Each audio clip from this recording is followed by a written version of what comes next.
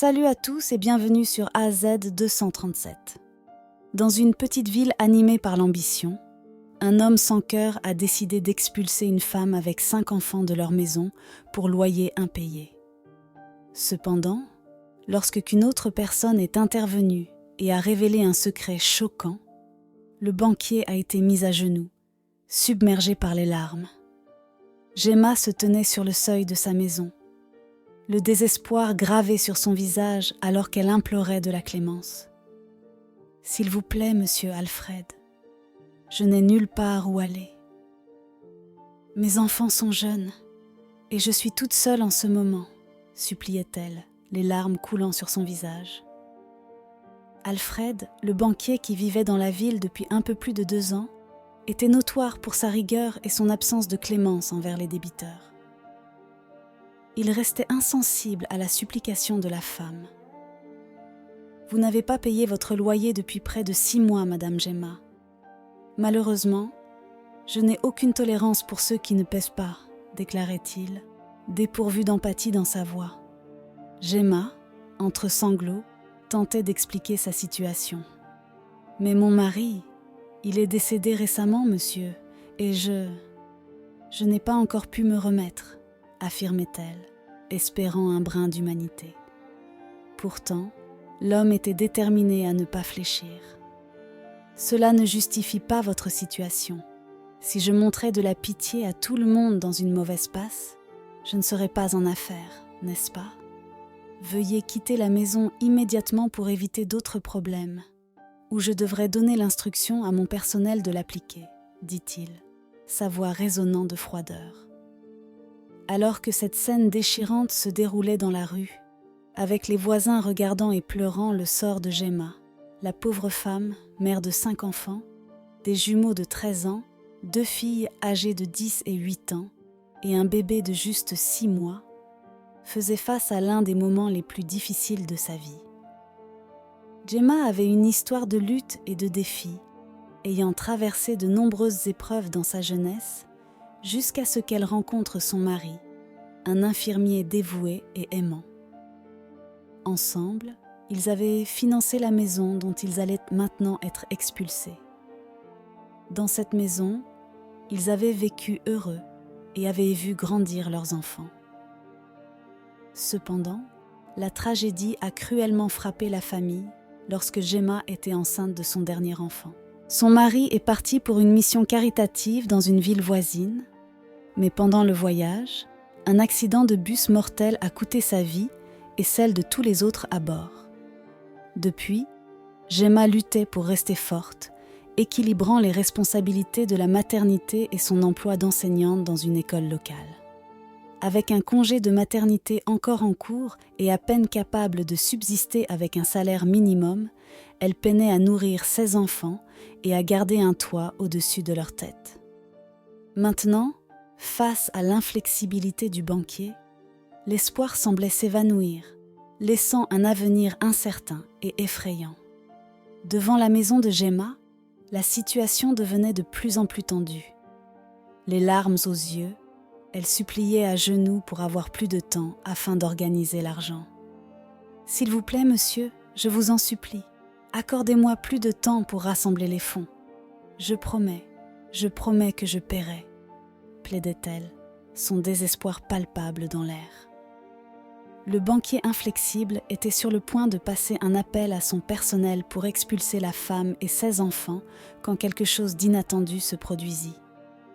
Un homme en costume, essoufflé et agité, s'approcha rapidement d'eux, attirant leur attention. « Vous ne pouvez pas expulser cette femme !» criait-il, avec une urgence qui fit que tout le monde s'arrêta pour écouter. Alfred reconnut immédiatement l'homme. C'était Marc, son avocat et enquêteur le plus fiable, toujours à ses côtés pour résoudre les problèmes légaux et personnels. Surpris, l'homme demanda « Marc, que fais-tu ici ? Avions-nous planifié une réunion que j'ai oubliée ?» Ce que l'enquêteur révéla ensuite était si choquant qu'Alfred tomba au sol, submergé par le désespoir et des larmes incontrôlables, laissant les voisins et même la femme en train d'être expulsés stupéfaits par la scène. Pour comprendre l'impact des mots de Marc, nous devons remonter le temps. Il y a 2 ans, la petite ville de 50 000 habitants a fait la connaissance d'Alfred, le nouveau banquier qui avait acquis 3 banques locales. Il était extrêmement riche, mais aussi connu pour être un homme froid et calculateur, surtout en ce qui concerne l'argent. Alfred ne tolérait aucun retard dans les paiements et était connu pour son absence de pitié. « Je ne suis pas Jésus, je ne donne rien gratuitement », disait-il souvent, irrité par toute suggestion de flexibilité. Il était également un patron exigeant et hostile, traitant ses employés et ses clients avec une dureté que beaucoup trouvaient excessive. Bien qu'il possédait d'autres banques dans la grande ville, après la mort de sa femme, il décida de déménager dans une petite ville, cherchant à ne pas être seul dans son manoir. Dans cette petite communauté, sa réputation de cupidité et de rigidité n'a fait que croître, son nom devenant synonyme d'intransigeance financière. Une figure à la fois crainte et respectée par beaucoup. Mais ce que Marc a révélé ce jour-là changerait à jamais la perception de la communauté envers le banquier. Quelque chose que personne n'aurait pu anticiper. Alfred, le banquier inflexible, avait un sombre passé qui avait façonné sa personnalité froide et distante. Il y a 30 ans, alors qu'il avait environ 35 ans, il menait une vie complètement différente. Il était marié et profondément amoureux de sa femme. Les deux partageaient un amour qui semblait indestructible.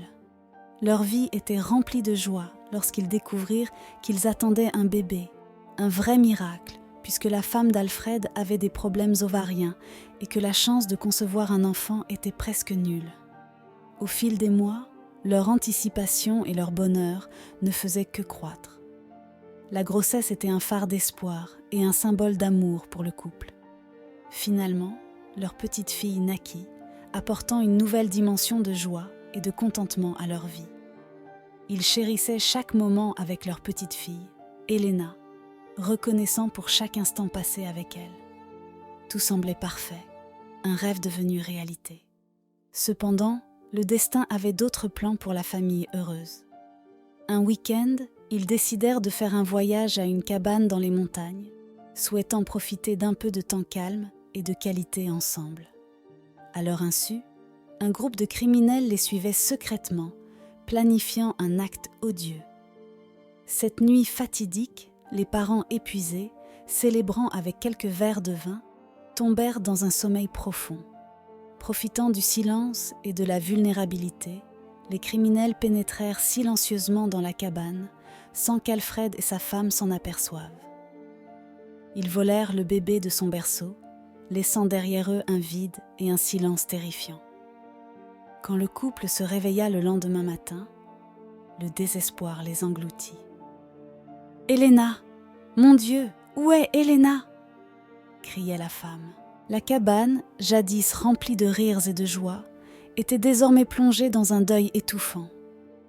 La réalité de ce qui s'était passé les frappa comme un coup brutal. Ils fouillèrent la cabane et les environs, appelant leur fille, mais tout fut vain. Les criminels les contactèrent bientôt, exigeant une rançon exorbitante pour la sécurité de l'enfant. Le banquier désespéré n'hésita pas à payer tout ce qu'il demandait, espérant que sa fille lui serait rendue. Cependant, même après avoir livré la totalité du montant exigé, les criminels disparurent sans laisser de traces, emportant avec eux la précieuse petite fille, leur miracle qu'Alfred et sa femme aimaient tant. La douleur de la perte fut dévastatrice. L'homme et sa femme furent consumés par le chagrin, l'incertitude et l'angoisse, ne sachant pas si leur fille était vivante ou morte, et chaque jour sans nouvelles était une torture. Les enquêtes n'aboutirent nulle part, et la police fut incapable de retrouver le bébé. C'est pendant cette période qu'Alfred engagea Marc, un avocat et enquêteur renommé dans le domaine, recommandé par ses amis fortunés. Ensemble, ils passèrent des années à chercher Elena, examinant chaque piste, chaque possibilité, dans l'espoir de la retrouver.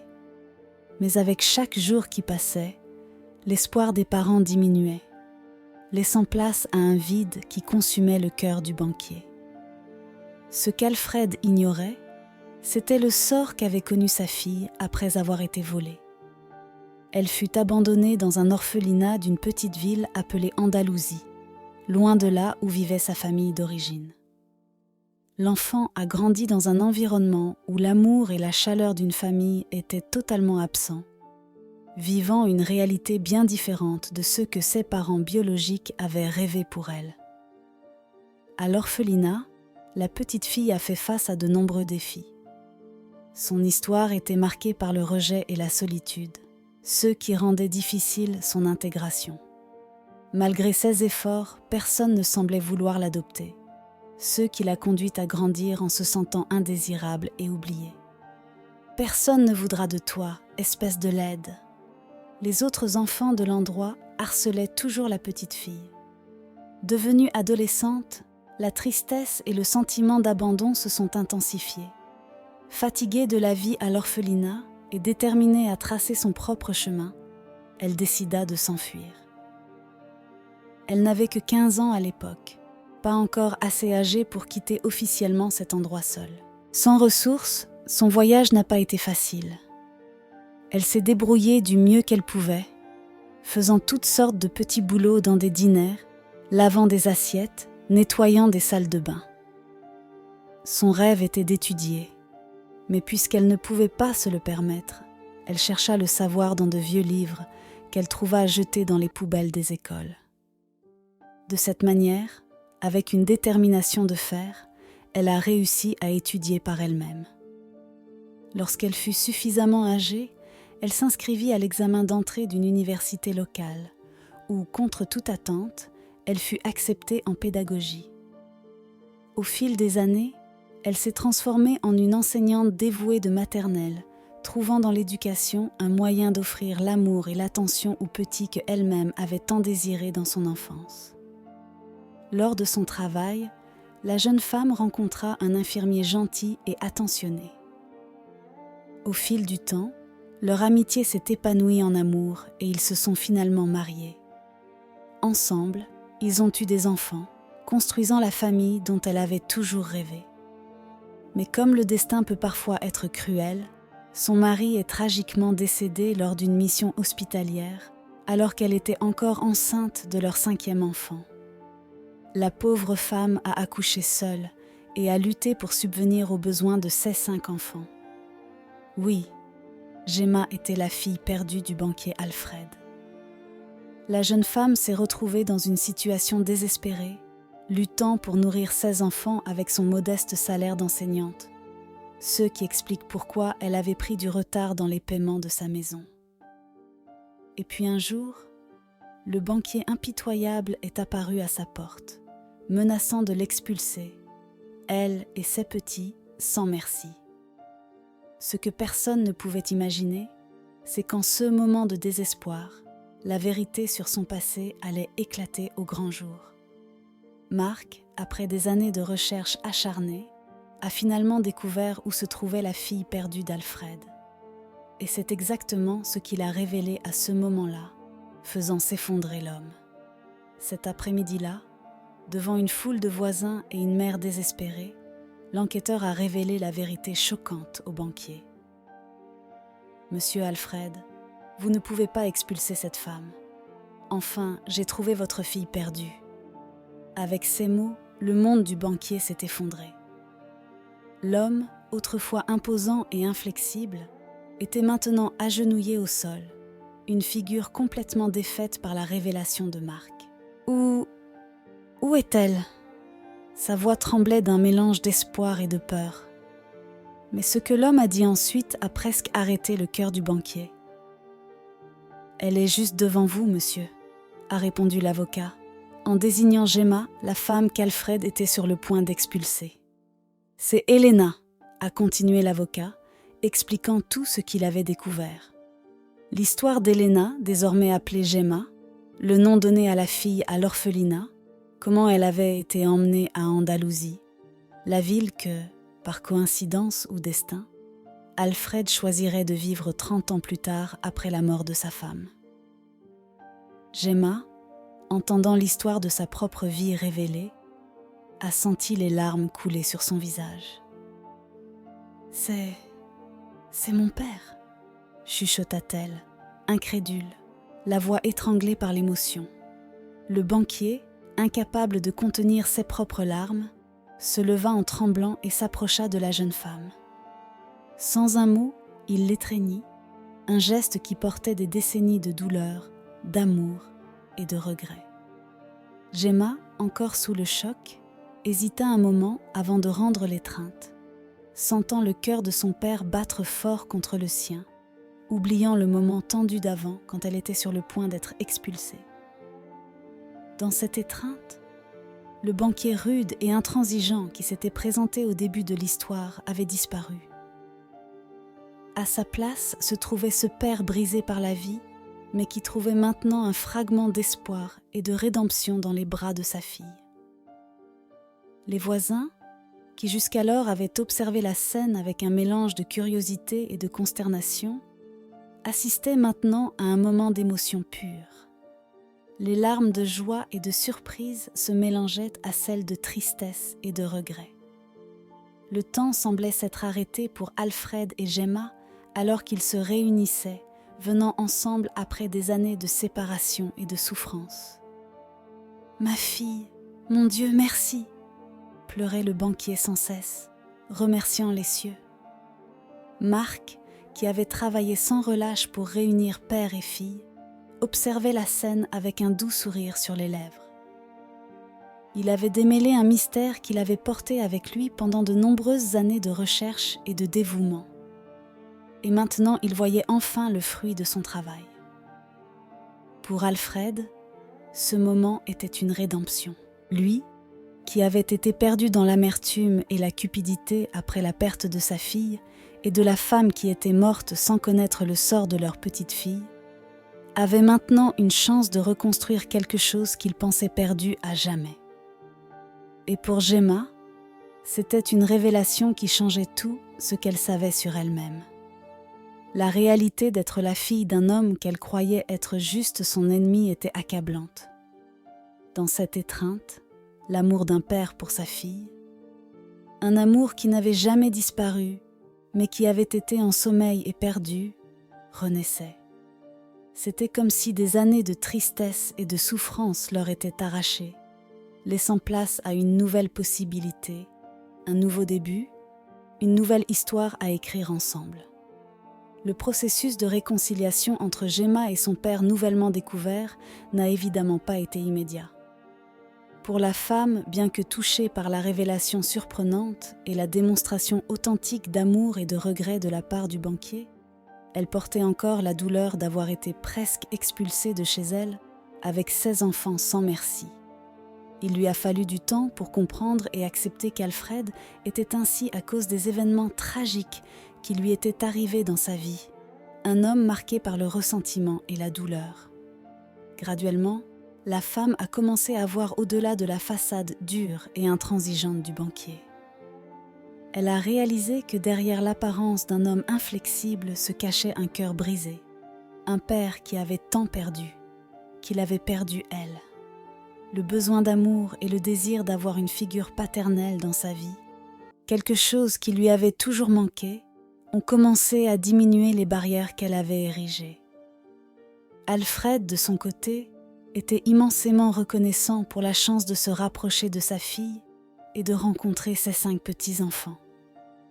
La joie d'avoir sa famille réunie, quelque chose qu'il pensait impossible, l'a complètement transformé. Le banquier est passé d'un homme amer et cupide à quelqu'un qui rayonnait de bonheur et de gratitude. Le changement en lui n'est pas passé inaperçu par les résidents d'Andalousie. L'histoire émouvante de ses retrouvailles avec sa fille perdue s'est répandue dans toute la ville, touchant le cœur de nombreux habitants. Les gens ont commencé à voir une nouvelle version du banquier. Un homme devenu plus gentil, plus compréhensif et flexible, avec les échéances et les paiements. Il n'était plus aussi froid et calculateur que tout le monde le connaissait, mais quelqu'un qui avait redécouvert la valeur de la compassion et de l'amour. Alfred a commencé à s'impliquer davantage dans la communauté, aidant ceux qui étaient en difficulté financière. Il a proposé des plans de paiement plus réalistes et équitables et a même pardonné des dettes dans des cas de besoin extrêmes. L'ensemble de la ville a ressenti l'impact de sa transformation, devenant un lieu plus heureux et plus solidaire. Gemma et ses enfants, maintenant avec le soutien et l'amour de leur père, ont trouvé un nouveau sentiment de sécurité et d'appartenance. La maison qui était autrefois menacée d'être prise leur était maintenant un foyer rempli de rire, d'amour et d'unité familiale. Et pour Alfred, cette nouvelle phase de vie était une bénédiction. « Je l'ai trouvé, mon amour », disait-il comme s'il parlait à sa femme. « Enfin, je l'ai trouvé. » Il avait beaucoup perdu. Mais maintenant, avec Gemma et ses petits-enfants à ses côtés, l'homme pouvait enfin être heureux. Sa cupidité pour l'argent et le pouvoir avait disparu, remplacée par un désir sincère de nourrir et de protéger sa famille. Il n'était plus juste un banquier. Il était un père, un grand-père, un membre bien-aimé d'une communauté qui avait appris à le respecter, non pas par peur, mais désormais par admiration. Quelle est votre opinion au sujet de cette histoire ? Dites-le nous dans les commentaires. Merci d'avoir regardé la vidéo. Surtout, n'oubliez pas de cliquer sur le bouton j'aime et partager autour de vous. À très bientôt sur AZ237.